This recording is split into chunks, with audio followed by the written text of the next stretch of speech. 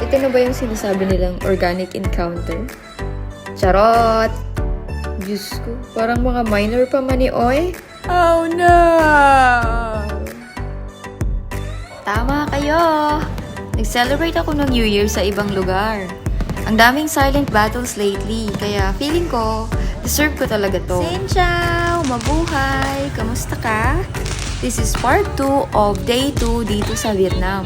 Isa sa pinakamagandang experiences ko dito, locals somehow know what you want. Kapag sumakay ka sa public transport, tapos nakita ka nilang nagbi-video, pusa silang humihinto para ma-capture mo yung moment.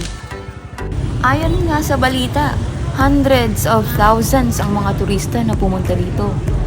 Kaya pala, literal na umaapaw yung tao. Parang lahat nasa labas, lahat nagsi-celebrate, at lahat gustong makita yung fireworks.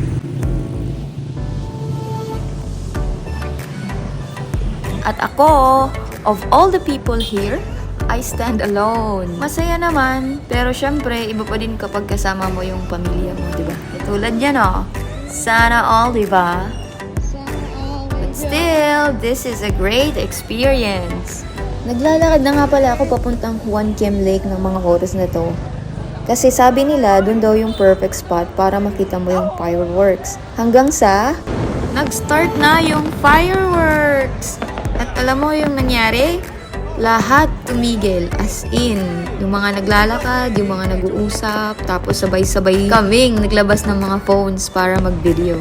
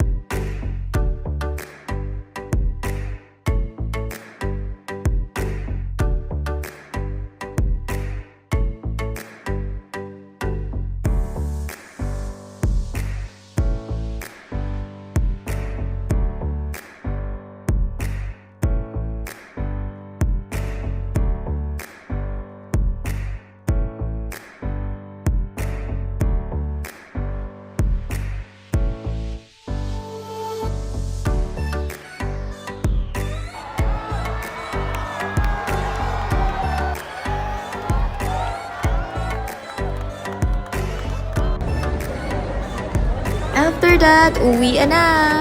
At doon na nagsimula yung slight panic. Ang daming tao, as in sobrang dami. Hindi ko na alam kung saan ako pupunta. Parang lahat ng direction may tao, lahat gumagalaw, lahat naglalakad. Tingnan mo!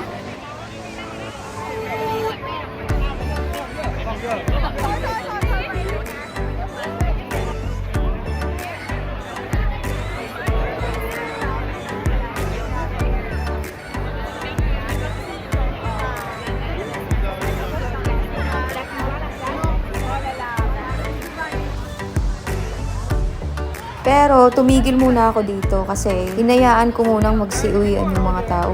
Hindi din kasi ako makakagaan kung ipipilit ko. Kasi nung saktong mag-aalas 12 na, nakashut din yung Bolt at Grab. So wala din. Pero sulit naman kung ganito kaganda yung makikita mo, di ba?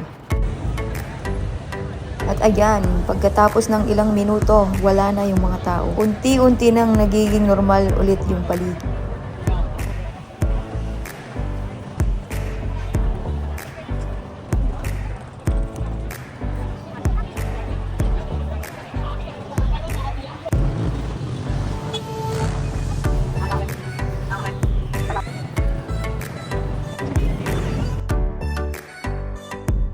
At sa mga oras na to, hindi lang ako nag-celebrate ng New Year. Nag-celebrate din ako ng sarili ko.